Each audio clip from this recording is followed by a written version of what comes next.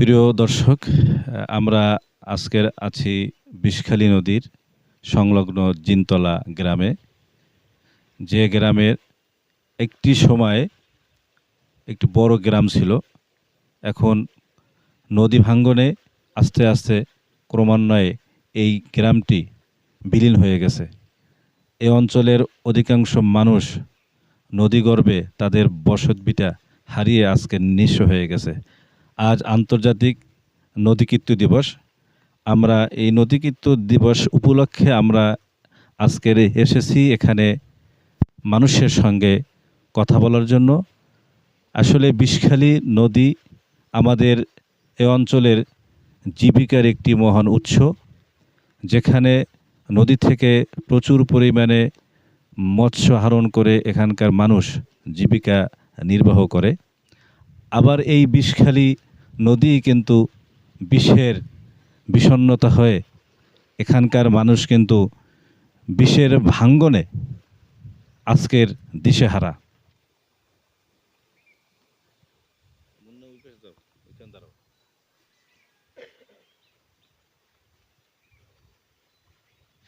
প্রিয় দর্শক, আমরা এই মুহূর্তে বিষখালী বিষের ভাঙ্গনে বেদনার গল্প আমরা শুনব।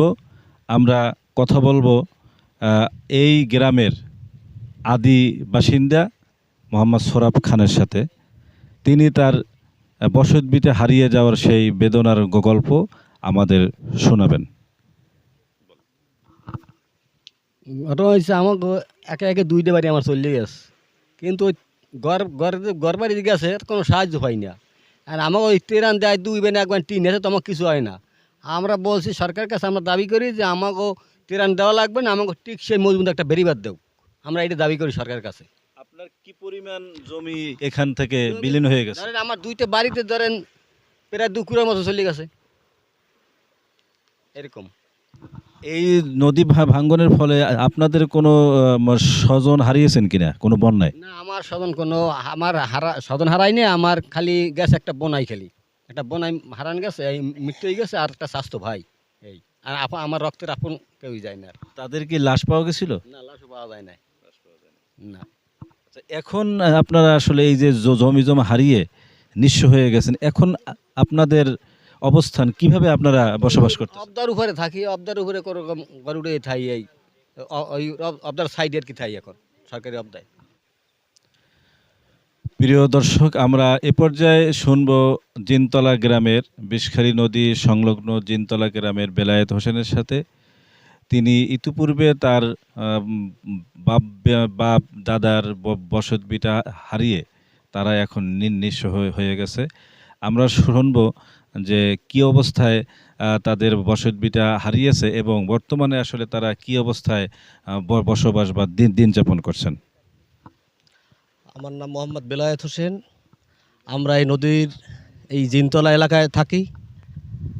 আমার দাদার বসত বিটা সবই নদীতে গেছে এবং আমরা দেখছি প্রায় 3 থেকে 4টে রাস্তা এই ঢুকে গেছে বিষখালী নদী ভাঙ্গিয়া কোনো কথা। কিন্তু আমাকেও দাবি, আমাকে গড়দুয়ার তো গেছে, সরকারের কাছে কোনো জরিমানা আজ পর্যন্ত আমরা পাই নাই। কিন্তু গড়দুয়ার পড়লে সরকার জরিমানা দেয় এবং ভাঙলে বন্যায় তাদের জরিমানা দেয়, কিন্তু আজ পর্যন্ত আমরা কোনো জরিমানা সরকারের কাছ থেকে পাই নাই। এই জায়গা জমির আমরা জানি শক্ত একটা বেরিবেদ দিলে আমরা খুশি।